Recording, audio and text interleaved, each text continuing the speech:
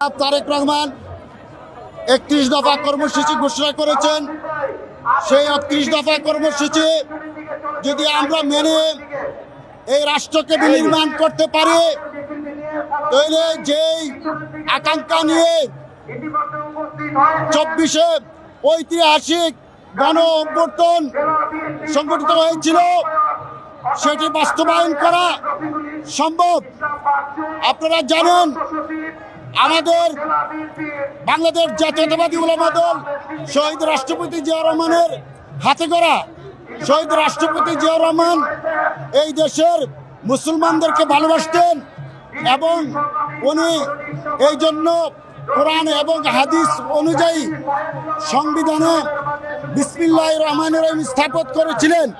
আপনারা জানেন, বিগত ২০০১ থেকে ২০০৬ যখন দেশটিতে বেগম খালেদা জিয়ার নেতৃত্বে ৪ দলীয় ঐক্যজোট ক্ষমতা ছিলেন, মাদ্রাসা শিক্ষাকে যোগোপযোগী করে কওমি মাদ্রাসার সনদ উনি বাস্তবায়ন করেছিলেন এবং ঘোষণা দিয়েছিলেন আগামী দিনে শহীদ রাষ্ট্রপতি জিয়া রহমানের দল ভারপ্রাপ্ত চেয়ারম্যান তারেক রহমানের নেতৃত্বে যদি সরকার গঠন করা হয়, আমাদের ভারপ্রাপ্ত চেয়ারম্যান ইতিমধ্যেই ঘোষণা করেছেন কোনো আলেম ওলামাদের উপর নির্যাতন করা হবে না।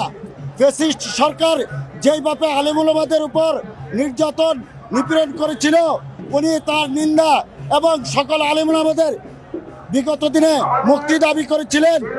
আমরা আশা করি তারেক রহমানের নেতৃত্বে বাংলাদেশের যত আলেম ওলামা আছে তাদের যোগ্য অধিকার, তাদের দাবি বাস্তবায়ন করা হবে। ইসলামী শিক্ষা এবং মাদ্রাসা কওমি মাদ্রাসার সনদকে সর্বক্ষেত্রে বাস্তবায়ন করা হবে। তাদের শিক্ষার মান উন্নত করা হবে এবং মসজিদ মাদ্রাসায় যে সমস্ত আলেম ওলামারা দায়িত্বে আছে তাদের বেতনের একটি আমরা দাবি করব। তারেক রহমান একটি যত ইমাম আছে তাদের একটি সম্মানী ভাতার ব্যবস্থা করা হবে। এটাই আমাদের প্রত্যাশা জননেতা জনাব তারেক রহমানের কাছে এবং বাংলাদেশ জাতীয়তাবাদী উলামা দল সেই লক্ষ্যেই সারা বাংলাদেশে আমার কাজ করে যাচ্ছেন।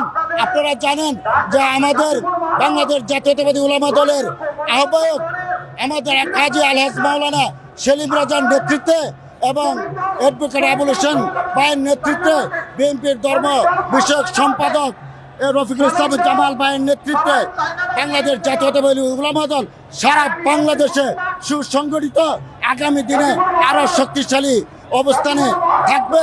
যে কোনো বাংলাদেশের ইসলামী দলগুলির চাইতেও বাংলাদেশ জাতীয়তাবাদী উলামা দল শক্তিশালী অবস্থানে রহিয়াছে।